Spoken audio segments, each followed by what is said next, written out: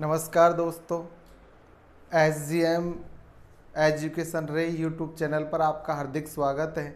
जैसा कि अपना फर्स्ट ग्रेड और सेकंड ग्रेड और रीट भर्ती परीक्षा के लिए जो स्पेशल बैच चल रहा था उसमें हम पढ़ रहे थे काव्य शास्त्र। और काव्य शास्त्र जो अपना जो चल रहा था टॉपिक, उसमें भी हमारा जो प्रकरण चल रहा था, हम पढ़ रहे काव्य शास्त्र, उसमें अपना जो प्रकरण चल रहा था रस। और रस में हमने रस को लेकर विद्वानों के मत, रस की परिभाषा और रस को जो मुख्य अंग होते हैं, रस के अवयव होते हैं, उनके बारे में हम पढ़ रहे थे। तो रस का पहला मुख्य अंग जो आपके विभाव है, आलम्बन विभाव और उद्दीपन विभाव, उसके भेदों सहित उसे हमने पूर्ण रूप से पढ़ा। दूसरा जो दूसरा जो अंग है, दूसरा अवयव है अनुभाव। अनुभाव को हमने पढ़ा, जिसमें उसका कायिक, वाचिक, आहार्य और सात्विक अनुभाव को देखा। और उसी कड़ी में हम जो आपके उसका तीसरा जो अवयव या अंग था वो पढ़ रहे थे, वो था आपके संचारी भाव। और हमने देखा कि संचारी भावों की 33 संख्या होती, उसमें से हमने पूर्व कक्षा में उसके 16 संचारी भावों को क्रम से पढ़ लिया था। अब आगे जो 17वां संचारी भाव है वो देखिए। तो संचारी भाव 17वां है गर्व। तो यहाँ गर्व का भाव है कि रूप, विद्या, बल आदि की वजह से जो अहंकार भाव उत्पन्न हो जाता मन में, वही क्या कहलाता है? गर्व। यानी किसी और से बढ़कर रूप है, विद्या है, बल आदि का होना ही गर्व का कारण है। तो देखो यहाँ इसमें अर्जुन की स्थिति को बताया है। अर्जुन कह रहा है भगवान श्री कृष्ण से कि हे सारथे, है द्रोण क्या आवे स्वयं देवेंद्र भी, वे भी न जीतेंगे समर में आज क्या मुझसे कभी।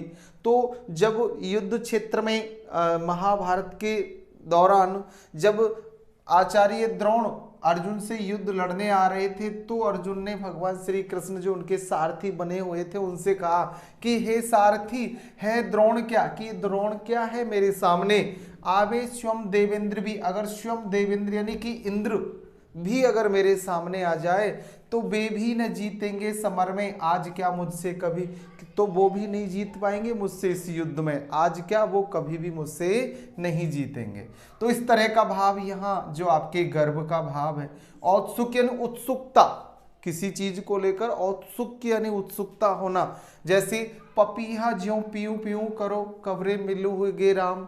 यहाँ सीता है जो अशोक वाटिका के तहत प्रभु श्री राम की यादों में पपैया के बोलने पर कह रहे कि हे पपैया, जैसे तू पीऊ पीऊ करता है, क्या तुम्हारी जिस तरह ये वाणी, ये आवाज मैं सुनती हूँ, उसी तरह क्या मेरे राम, मेरे प्रभु मुझे मिलेंगे या नहीं। तो किसी विशेष प्रिय आदि से मिलने की जो उत्कंठा है, उत्सुकता है, वही क्या कहलाता है? औत्सुक्य।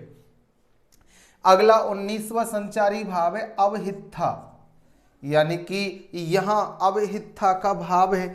अवहित्था कहते हैं आपके किसी न किसी जो भय, गौरव, लज्जा आदि से उत्पन्न हर्ष के भावों को, भय, लज्जा, गौरव आदि से उत्पन्न भावों को ही क्या कहते हैं? अवहित्था। ललन चलन सुनि पलन में असुआ झलके आए, गई लखाए ने सखी न हूं झूठे ही जमुहाए। यहाँ नायिका की स्थिति का वर्णन किया कवि ने। जैसे ही नायिका ने देखा कि उसके प्रिय नायक के चलने की स्थिति के बारे में जैसे उसने सुना, तो उसकी आंखों में क्या आने लगे? आंसू। यानी कि नायक के नायिका से दूर होने के भाव को या दूर होने की बात को सुनने मात्र से नायिका की आंखों में आंसू झलकने लगे। गई लखाए ने सखी न हूं, तो अपने आप को उस तरह छिपाना चाहती है नायिका की वो अपनी सखियों द्वारा देखी न जाए, झूठे ही जमुआए। इसलिए वो झूठ मूठ ही औवासिया आदि लेने लगती है कि उसकी सखियों को लगे कि औवासी आदि लेने से नायिका की आंखों से आंसू आए हैं। तो वो अपने इस प्रकार के भाव को छिपाना चाहती है, वो है आपके संचारी भाव अवहित्था। अब अगला संचारी भाव है दैन्य। तो यहाँ दीनता का भाव, अपने आप को हीन, तुच्छ आदि मानकर और प्रभु आदि के प्रति अपने विचारों को समर्पित करना या कहना ही क्या कहलाता है? दैन्य भाव। कि मौसम कौन कुटिल खल कामी, कि हे प्रभु, यहाँ तुलसीदास जी कहते कि हे प्रभु मेरे समान कौन होगा कुटिल यानी बुरे विचारों वाला, खल यानी दुष्ट और कामनाओं में लिप्त रहने वाला, इसलिए आप मेरे ऊपर अपनी कृपा बनाए रखें। इस तरह का भाव यहाँ बताया हुआ है। अब आता है आपके हर्ष, यानी कि पूर्ण खुशी की स्थिति में अपने आप को हर्षित करने का भाव ही कहलाता है हर्ष। तो ये हर्ष संचारी भाव, हंसने लगे तब हरि आहा पूर्णेंदु सा मुख खिल गया। तभी प्रभु श्री कृष्ण किसी बात को लेकर और ठठाकर हंसने लगे और पूर्ण इंदु यानी कि पूरे चंद्रमा के समान उनका मुख उस खुशी के मौके पर अत्यंत खिल जाता है। अब आता है आपका जो 22वां संचारी भाव है ब्रीडा। ब्रीडा का भाव है यानी कि इस तरह की स्थिति जिसमें अपने आप में लज्जा में सर में डूबना, स्त्री के पुरुष को देखने आदि से या पराजय अनुचित कार्य करने आदि से उत्पन्न लज्जा ही क्या कहलाती है? ब्रीडा। यानी कि किसी पुरुष द्वारा स्त्री को देखना या अपने आप को पराजित आदि महसूस करने पर किसी योद्धा द्वारा जो स्थिति महसूस की जाती है वो ही कहलाती है ब्रीडा। तो देखिए इस संचारी भाव में छूने में हिचक, देखने में पलके आंखों पर झुकती है, यानी कि जैसे ही नायिका को नायक छूने की बात सोचते हैं तो उसमें नायिका को अंत्यत हिचक होती है, वो हिचकती है, लज्जा में डूब जाती है, पलके आंखों पर झुकती है और आंखें पलकों से बंद सी हो जाती है। तो लज्जा या शर्म से ये स्थिति होना ही क्या कहलाता है? ब्रीडा का भाव।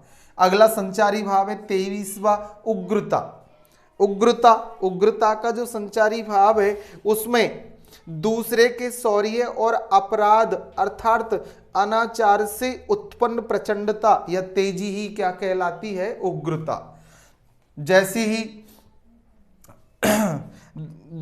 भगवान श्री राम और सीता जी के स्वयंवर में जनक दरबार में भगवान श्री राम द्वारा भगवान शिव का जो धनुष तोड़ा जाता है, तो धनुष के टूटते ही जो परशुराम है वो अत्यंत क्रोधित होकर और उस जनक सभा में आ जाते हैं, वहां स्वयंवर सभा में, और अत्यंत उग्रता के भाव में क्या क्या कहने लगते हैं। तो देखिए अति ऋषि बोले वचन कठोरा, अत्यंत ऋषि यानी क्रोध में कठोर वचन बोलने लगते हैं। कहू जड़ जनक धनुष के तोड़ा, और कहने लगे कि हे मूर्ख जनक ये बताओ कि ये शिव का जो धनुष है वो किसने तोड़ा। तो इस तरह की स्थिति जो है उग्रता की ये संचारी भाव है। अगला संचारी भाव है निद्रा, यानी कि निद्रा की जो स्थिति है परिश्रम नशा आदि से सो जाना ही क्या कहलाता है? निद्रा। परिश्रम से या नशे से जो नींद आ जाती है, सो जाते हैं, वही क्या कहलाता है? निद्रा। जागत रैन भयउ भिन्न सारा, भई अलस सोबत बेकरारा, कि जागत रैन भयउ भिन्न सारा, कि जागो जागो रात्रि गुजर चुकी है और अब तो क्या होने वाला है? सवेरा। वही अलस सोबत बेकरारा, कि तुम तो आलस्य में ऐसे बेकरार होकर सो रही हो कि अब तक जगने का नाम नहीं ले रही हो। तो वो स्थिति है वो है आपकी निद्रा। अब 25वां जो संचारी भाव है वो है व्याधि।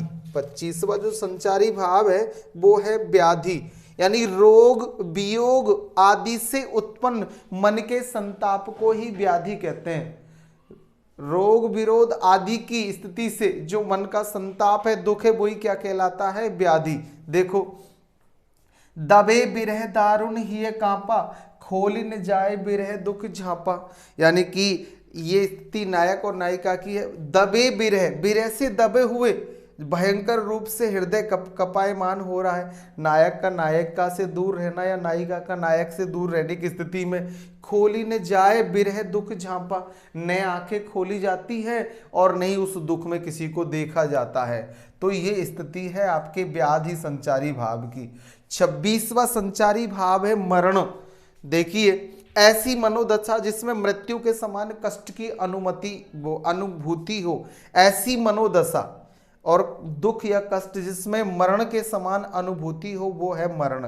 खाकर भी बार बार झटके, क्यों प्राण अभी तक है अटके, हे जीव चलो अब दिन बीते, हा राम राम लक्ष्मण सीते। तो यहाँ ये स्थिति राजा दशरथ की बताइए। जब राम लक्ष्मण सीता वन के लिए चले जाते तो उनके दुख में राजा दशरथ कह रहे कि खा कर भी बार बार झटके, उनका शरीर बार बार दुख में झटके खा रहा है, क्यों प्राण अभी तक है अटके, कि मेरे प्राण बिना भगवान श्री राम लक्ष्मण और सीता के शरीर में क्यों अटके हुए हैं। हे जीव चलो अब दिन बीते, कि हे जीव इस संसार को छोड़ो, अब यहाँ संसार में रहने के हमारे दिन गुजर चुके हैं। हाँ राम राम लक्ष्मण सीते, कि हे राम हे लक्ष्मण हे सीता। इस प्रकार की जो स्थिति है वो है आपकी मरण संचारी भाव की। अगला है अपस्मार संचारी भाव। तो अपस्मार की स्थिति देखिए, मानसिक संताप से उत्पन्न व्याधि को अपस्मार कहते हैं। मानसिक संताप की जो व्याधि है, दुख है, वही क्या कहलाता है? अपस्मार। तो देखो, होई अचेत परिधरणी पटके कदूर फैन तजे मुक्ति। जैसे ही नायिका अचेत होकर पृथ्वी पर गिरती है तो पटके का दूर, वो अपने हाथ पैरों को पटकती है, फैन तजे मुक्ते, और मुख से है जो झाग आदि निकलने लगते हैं। अत्यंत दुख स्थिति में ये हालत हो जाती है। अब अगला है आपकी 28वां संचारी भाव आवेग। आवेग का भाव है वर्षा, उत्पात, अग्नि, राज विप्लव या शस्त्र या अप्रिय बात आदि के श्रवण के कारण जो मानसिक व्याकुलता या घबराहट उत्पन्न होती है उसी को कहते हैं आवेग। पायन की सुधि भूल गई अकुलाए महावर आखिन दिनों। नायिका की यह स्थिति है कि वो अपने पैरों में महावर लगाने के लिए आकर बैठती है, लेकिन वो दुख और करुणा में वो अपने पैरों की सुध, पैरों की याद को कि मुझे ये पैरों में लगाना है महावर, इस बात को भूल जाती है और अत्यंत व्याकुलता में उस महावर को अपनी आंखों में ही लगा लेती है। तो इस तरह की स्थिति है आवेग की। अब अपना 29वां जो संचारी भाव है वो है त्रास। तो देखिए, त्रास का भाव प्रबल विरोध, भयानक वस्तु के दर्शन, बिजली, उल्कापात आदि से उत्पन्न भय को ही त्रास कहते हैं। तो देखो, प्रकृति त्रस्त थी, भूतनाथ ने नृत्य भिक्षित पद अपना, उदार उठाया भूत सृष्टि सब होने जाती थी सपना। तो यहाँ भगवान शिव के तांडव की स्थिति, उनके क्रोध स्थिति का वर्णन किया है कि प्रकृति भी त्रस्त यानी भयभीत थी और भूतनाथ ने अपने नृत्य करने के लिए पैरों को जैसे ही उठाया, उदार मन से भूत सृष्टि सब होने जाती थी सपना, यानी कि जैसे ये सांसारिक सृष्टि संपूर्ण सपना सा बनती जा रही थी। अब अपना 30वां संचारी भाव है उन्माद। उन्माद की स्थिति भय, शोक, वियोग आदि से चित्त का भ्रमित होना ही कहलाता है उन्माद। भय, वियोग आदि से चित्त का दुखी होना ही उन्माद है या विचलित होना। छिन रोबती छिन हंस उठती, छिन बोलती छिन मौन। तो यहाँ नायिका की स्थिति बताई है कि वो क्षण भर में रोने लगती है, क्षण भर में हंस उठती है और क्षण भर में ही बोलते बोलते क्षण भर में ही वो मौन हो जाती है। ऐसे नायक के वियोग में नायिका की स्थिति हो गई है। 31वां संचारी भाव है जड़ता। जड़ता यानी जड़वत हो जाना, स्थिर हो जाना। कान को देखती देवतासी, वृष भानु लली ने हिली ने चली। जैसे ही भगवान श्री कृष्ण को देखा देवता के समान राधा जी ने, तो वो वृष भानु की लली यानी राधा जी है, न हिलती है न ही डुलती है, तो वो जड़वत स्थिति हो जा रही है, स्थिर हो जाती है। वही है आपकी जड़ता, संचारी भाव। 32वां संचारी भाव है चपलता। चित्त की चंचलता, स्थिर न होना चित्त का ही है चपलता। तो चित्तवती चकित चहु दिशि सीता, कह गए नृप किशोर मनुचीता।